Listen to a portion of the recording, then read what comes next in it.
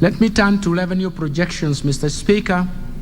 Mr. Speaker, supported by the tax policy reforms and administrative measures highlighted above, we project total revenue corrections, including appropriations in aid and grants for the financial year 2023-2024 budget to be Kenya shillings 2.96 trillion, and that is equivalent to 18.2% of gross domestic product, GDP.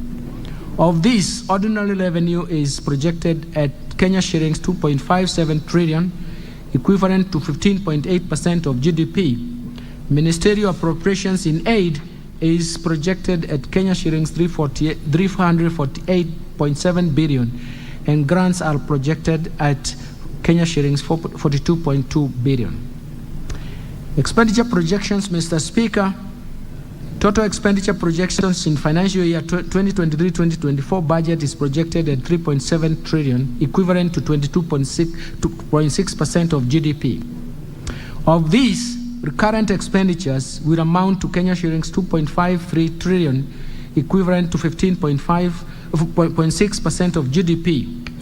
Development expenditures, including allocation to domestic and foreign financed project, contingency fund, equalization fund, and conditional capital transfers to county government, is Kenya shillings 743 billion, equivalent to 4.7% of GDP. Equitable share to county governments is projected at that 385.4 billion shillings.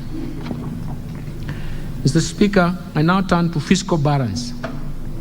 Mr. Speaker, given the projected revenue and grants against the projected expenditures, the fiscal gap of fiscal deficit is projected to decline from Kenya shillings 718.0 billion, equivalent to 4.4% of GDP in financial year 2023-2024, from a projected Kenya shillings 840.9 billion